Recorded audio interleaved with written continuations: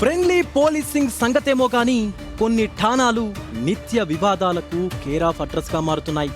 పాత గుంటూరులో పోలీసింగ్ మిర్చి లెక్కనే ఘాటుగా ఉందా, లేదంటే ఆ పోలీసింగ్ లో పవర్ ఏమైనా తగ్గిందా? విమర్శలు ఆరోపణలు రావడం సహజం, కానీ ఏకంగా ఖాకీలపైనే అటాకింగ్ జరిగిందంటే అర్థమేంటి? అక్కడ లా అండ్ ఆర్డర్ ఆ స్థాయికి చేరిందా?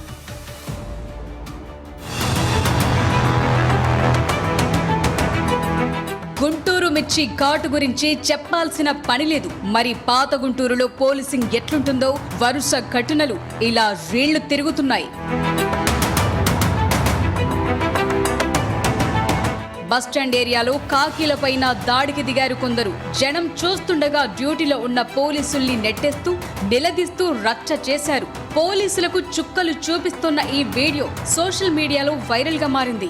అంతలోనే మరో వీడియో తెరపైకొచ్చింది. పాత గుంటూరు సిఐ రైటర్ తమ కుటుంబాన్ని వేధిస్తున్నారని ఓ యువకుడు సెల్ఫీ వీడియో పోస్ట్ చేశాడు.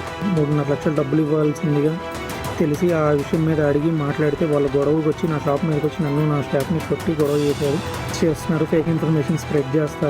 ఆ విషయం మీద మేము పాతగుంటూరు పోలీస్ స్టేషన్ ఎస్ఐ గారిని సిఐ గారిని సంప్రదించినా కంప్లైంట్ ఇచ్చినా కానీ ఏ ఉపయోగం లేదు. అలాగే అది హెరాస్మెంట్ ఇవన్నీ నేను భరించలేక నేను కూడా సూసైడ్ చేసుకున్నాము.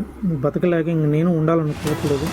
నా చావుకైతే కారణం షేక్ సల్మా, షేక్ ఖతీజా, షేక్ మల్లిక, పాతగుంటూరు పోలీస్ స్టేషన్ సిఐ గారు, రైటర్ గారు, ఎస్ఐ గారు. పెళ్లి సంబంధం విషయంలో పంచాయతీపై పోలీసులను ఆశ్రయిస్తే ఏ మాత్రం పట్టించుకోవటం లేదనేది అతని ఆవేదన. ఇలా పాత గుంటూరు పిఎస్ పై విమర్శలు వ్యక్తమవుతున్నాయి. న్యాయం కోసం వెళ్లిన వాళ్లకు సాయం చేయరు. నడి రోడ్డుపై ఖాకీలపై దాడులు చేస్తున్నా సరే నిందితులను కట్టడి చేయరు. ఇదేం పోలీసింగ్? వీళ్ళేం పోలీసులు? ఇప్పటికైనా పోలీస్ బాస్ పాత గుంటూరు పిఎస్ పై దృష్టి పెట్టాలని కోరుతున్నారు స్థానికులు.